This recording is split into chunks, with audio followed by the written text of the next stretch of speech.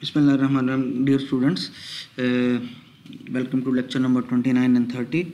In fact, this lecture was also conducted as an online class today, but I couldn't record it because I don't like the Zoom recording mechanism. I like to record things of my own. So that is why I am recording it again, just for your convenience. Now, in this lecture, we will discuss the time complexity of 2D maxima problem, and it is in fact solution of assignment. In assignment number 2, I gave you a task that find the time complexity of the two algorithms given in the next slides, and both the algorithms solve the same problem. Means there is no difference in input and output, and if in some algorithm it says sorting and you don't know how much time it takes to sort, so just for your convenience consider it that sorting takes n log n time. And after you have done with that, after you have calculated the time complexity of both the algorithms, just compare them so we can see how much faster or how much slower one algorithm is as compared to other.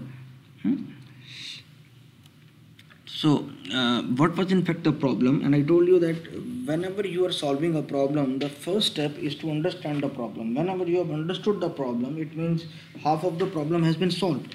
If you don't get what is the core essence of the problem, what in fact the real problem is, what is the problem statement, what is the understanding of the problem, what actually is required, if you don't know this, then no matter how much effort you give, it is all in vain. So just focus on it. Suppose you want to buy a car and you want to pick the fastest car, but you know fast cars are very expensive, and you want to buy a cheaper one. You cannot decide which is more important, speed or price. Definitely you need a type of car that has more speed in a very less price. But if you have bought a car and you know there was another car that is both faster and cheaper than the car you have bought, then definitely that is not the situation that you will like. So we say that fast and cheap cars dominate the slow and expensive cars. So we are given a collection of cars, and every car has two attributes. One is speed and second is price. So we want to list just those cars that are not dominated by any other car. So what can be the problem here? That you can plot, just for your convenience and sake of understanding, one of these two properties on x-axis and the other one on y-axis. Suppose you have plotted your price on x-axis, so it means the car 5-1 means where value of x is 5, it is expensive, and this value this car with value 13, value of x as 13, is cheaper. And as far as y-axis is concerned, so suppose that we have declared is an axis for speed. So the car 2-5, here y value is 5, it is slower as compared to 4-11 because here speed is 11. So I think now you got what these points in fact indicate. Now there are two types of points here. One are white points and the other are gray points. You see, white points are those points that are dominated by other points. For example, 4 and 4. So there is at least one car, let's say 7-7, which dominates this car. Means speed of this car 7-7 is more than speed of car 4-4, and similarly price of this car 7-7 is better than price of car 4-4. It means that with respect to both the properties, this car is dominating this car. So definitely you will not like to buy a car that F44 that has been dominated by another car. So if you have a collection of 1000 cars, so how will you know which of the cars are not dominated by any other car? So these four, in these 12 points, these four cars, 7, 13, 12, 12, 14, 10 and 57 are the ones which are not being dominated by any other. By domination we means they are great, they are better in both X and Y value. So these four cars will be declared as 2D maximum. Means the point, by maximum points, the maximal points we need, we mean the points that are not dominated by any other value. All other remaining 8 points have been dominated by some other point. Now how to if these points 12 or 18 or whatever it is, if there are n points as an input and you run and these endpoints are given as input to an algorithm to find these the maximal points. So there are two types of approaches. One is brute force, and that is our algorithm number 1. In brute force, what we do is we compare each value with every other value and find the maximum values.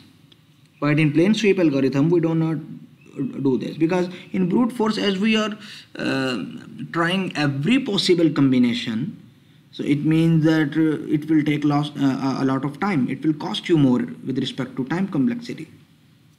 Plain sweep algorithm is giving you the same input but with a better time complexity. So that is why this assignment has been given to you to find how much optimal first which of the algorithm is optimal. Now you are getting the point that the first one is not optimal. It will take more time, because I have told you that here we are going to try every possible combination and it takes a lot of time. So what we are going to do, we are going to simulate both these algorithms, and you will understand how these algorithms work, and then we will calculate their time complexity. So first look at the brute force algorithm. Now suppose we have these 12 points, P1 to P12, where n means total number, so total number are n is 12, means 12 points, and these are their x and y coordinate values. As far as space complexity is concerned, we just need one variable maximal and one for I, one for j. So we just need 3 extra memory locations, so it is a constant space. S of n is equal to order of 1, so it's not a problem. The main problem is how much time it takes. So first we will simulate it on this algorithm. You see, first statement for I is equal to 1 to n, so I will be pointing towards the first point, means this point in fact denotes a car with some x and y values. So it will be pointing towards the first car, or in other words first point, and we will suppose maximal is true, that this is the maximum value, 713 is the maximal value. Now for j is equal to 1 to n, now we are going to compare this first car with every other car. How? Here it is. If I is not equal to, of course we will not compare a car with itself. It's self comparison, so this I is not equal to j is avoiding it, and these two are in fact the other conditions which are going to check whether there is any other value whose I and j value, sorry, whose x and y value dominate the x and y value of the current point, and we are comparing this first point with every other point. So I is equal to 1 and j will go from 1 to this 12, and it will compare this point 1 with every other point except the first point, because I is not equal to j condition is false, it will do nothing. So j will be incremented. Now it will compare it. I is not equal to j. 12, 7 is less than equal to 12. Yes, 12 is maximum, but 13 is not equal to is not less than equal to 12. So last condition becomes false. So it means 12 12 is not maximal of 7 13, mean it does not dominate 7 13. So we will try the next one and we will see here again condition becomes false right in the beginning, because 7 is not less than equal to 4. So here 7 is less than equal to 9, but 13 is not less than equal to 10. So last condition becomes false. So when we iterate all it right through the end, we will see that no other point has dominated 7 13, and the value of maximal remains true. So as this value remains true, we are going to output it as a maximal value. So this was the first maximal value that we have got. Similarly, let's try another one, another iteration of outer loop. So here we will compare with 7 13. 12 12 is now being compared with 7 13. Condition becomes false. Here I is equal to j, condition becomes false. Here 4 is less than 12, so how can it be maximal? 9 is less than 12, 2 is less than 12, 4 is less than 12, 5 is less than 12. The middle condition is false. 15 is greater than 12, so the middle condition is true, but 7 is not less than equal to 12, so the last condition will become false, and we will move forward. First condition true, second false, means the middle condition true and the third one false. And here again it is same case. Here second and third condition are false. Here again last two conditions are false. So it means it is again, we again got another maximal value, so we're going to output it. And similarly, if you iterate it, it's a very simple algorithm. So brute force algorithms are easy to understand. They've got no such complex coding or complex logic. So you can iterate it, and after iteration you can see we will get just 4 maximal points. So you may complete this simulation yourself, because brute force algorithm were very easy, straightforward, naive. So let's analyze it. You see, what is the total time complexity for these 8 steps? First, there is an outer loop. An outer loop runs n time. So n times it is going to execute its body. So what is its body? Its body contains a loop, this loop. So it means you have to calculate the time complexity of inner loop, but it is not just the loop. So see, there is an assignment, there is a comparison, there is an array access. So these are 3 operations. So let's suppose these are constant operations. So total time complexity will become T of n is equal to n into c plus time complexity of inner loop. So what is time complexity of inner loop? It is n into c. How? You see, inner loop runs n times. So n times it is going to do some work. So n into some work, and what that work is, you see 3 comparisons and 1 assignment. So 4 operations. So these are constant time operations. So these constant time operations will be done n times. So it will become n into c.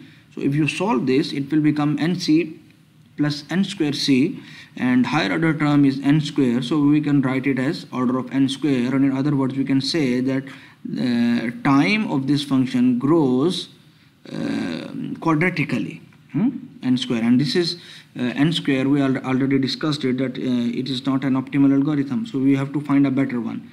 So here is the better one, plain sweep algorithm. How will it work? Just have a look. We have got 8 steps. Initially we have got the same input points as we had in the previous algorithm. So first step is sort p in increasing order by x. We have sorted it. How sorting has been done, it is not to be discussed here. We have discussed it in other lectures, and we are going to do it in more lectures as well. Next, there is stack. Now I is equal to 1 to n. Now x wise every next element is dominant, so we will just compare y. So here you see there is just y, there is nothing like x here. So while s is not empty, so condition becomes false because stack is empty. S dot top is less than y, it will not be executed because this condition will not be checked because s dot not empty is false, because s is empty, so it will not do this pop operation. It will skip this loop and it will move towards this push statement. This push statement is not included in while loop, it is in body of for loop, so don't get confused. So it will push this value on the top of stack, and that is 2 5. Now for the next iteration I will be incremented, and now stack is stack is not empty, so condition is true, and s dot top dot y means value at top of the stack we are going to compare its y value, means 5, with y value of the current point. So 5 is less than equal to 11, condition is not true, so it means we are going to skip this loop, and we will no, p of y is less than, yes, 5 is less than 11, so we are not going to skip, we are going to do this pop operation. Now stack is empty, condition is false, so it will move forward towards this push operation. So we are going to push this 411 here. Next, for I is equal to 1 to n, so I will point towards the third point. Previously it was pointing towards 411, now towards 4 4. S is not empty, 11 is not less than 4, so it will not do pop operation, it will move forward to push operation, and I will be incremented. S is not empty, 4 is not less than equal to 1, condition is not false, sorry, condition is not true, so it will not do pop operation, it will push 5 1 on top of the stack. Now stack contains 3 items. Up to now these 3 items are the maximal, but let's see what happens further. So I will be incremented, and as stack is not empty, 1 is less than 13, because we are going to compare the y value of the top of stack with the y value of the current point. So 1 is less than 13, 1 is less than equal to 13, so it will pop it. Again 4 is less than 13, it will pop it. Again 11 is less than 13, it will be popped. So stack is now empty, while loop will be skipped, and we will push this value 713 here. So now just there is only one value, one maximum value up to from point 1 to point number 5. In the next iteration I will be incremented, it means it will now point towards point number 6, point to point number 6. Now while stack is not empty, stack so condition is true, 13 is less than 7, no, it will push. Again I will be incremented, stack is not empty, 7 is less than 10, so it will be popped. 13 is less than 10, no, it will not be popped, so it will be pushed. And again I will be incremented, we will check 10 is less than 5, no, so if it is a no, then it while loop will be skipped, and we will do the push operation. I will be incremented, 5 is less than 12, yes it is, so we will pop it. 10 is less than 12, yes we will pop it. 13 is less than 12, no, so body of while loop will not be executed further, and we will have a push operation. Again I will be incremented, 3 is less than 12, sorry, 12 is less than equal to 3, no, so no popping will be done, it will be just a push operation after while loop has been ended. And I will be incremented, so 3 is less than 10, yes it will be popped out, and then as 12 is not less than equal to 10, so while loop will end and we will push this. Now what will happen after this pushing? I will be incremented, and 10 is less than equal to 7, no, condition is not true, so popping will not be done, it will be just last push operation, and we have done with, because I is now exceeding the limit, so for loop will end. And what will be the what will be executed now? The last statement, output the contents of stack. By output we mean we are going to pop all the elements. So we are going to pop all the elements and we are going to print it.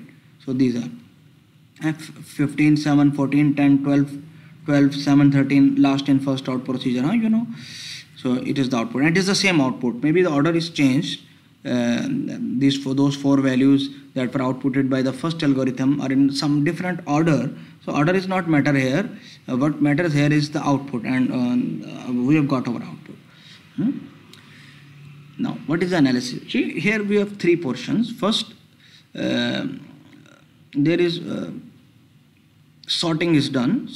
So total time complexity will be equal to time required to sort it, and then time required for these two nested loops, and at the end time required to output. Some things are very simple because sorting takes order of n log n time, because this was already given, and output the content of stack means to pop and print. And if there are n values, so stack can contain, if there are n values and input, so stack can contain maximum n values. So if it contains maximum at n values at the end, so it means we cannot pop more than the values that have been pushed. So if we have pushed n values, we cannot pop more than n values. So maximum pop operations that last statement can do are n, and every pop operation takes some constant time c, so it takes in fact n dot c. So order of n log n and n dot c, these are very simple. Now we will now see what is the behavior of these nested loops. So in the first go, maybe you can say that outer loop run n time, and there is a while loop, so it maybe it has some n pushing popping operations, so n into n is n square. No, if you write here n square, it means it takes more time, or in other words you can say that it also runs in order of n square time. So how can it be better algorithm than the first one? So it is not just a matter that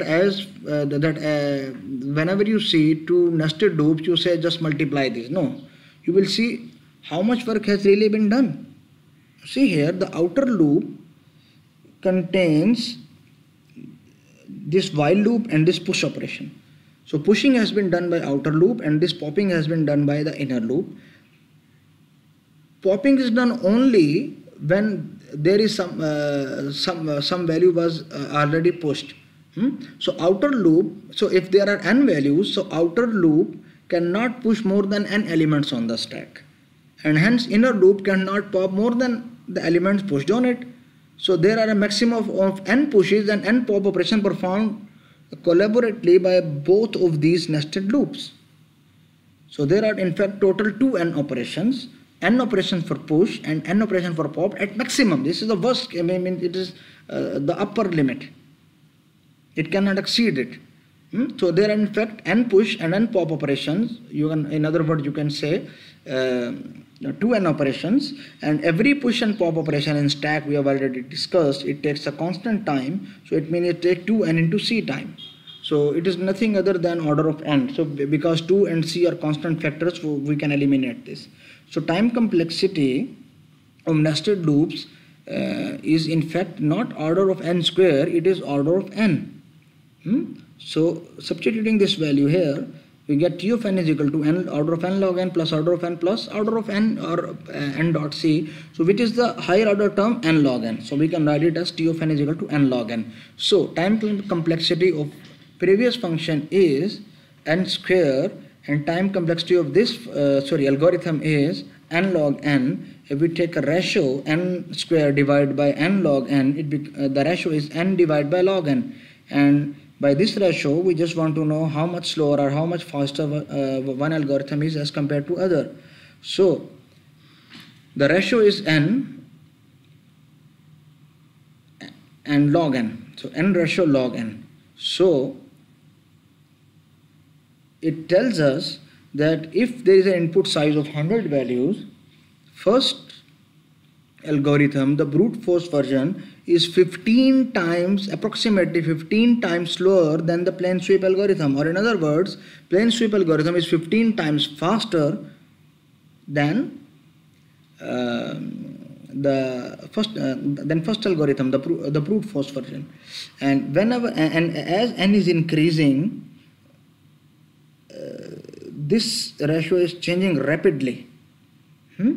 So for n is equal to, for such a large number of values, If plain sweep takes 1 second, brute force will take about 14 hours, and it will take much difference when this n is very large.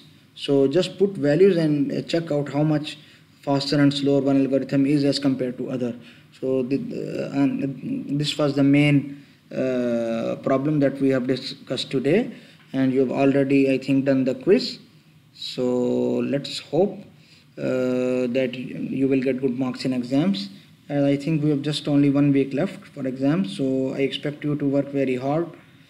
And if there are any queries, I'm always available to you 24/7 through email, through phone, or via WhatsApp group, or whatever means it is convenient to you. But I'm waiting for your queries, and I'm not getting your queries on time.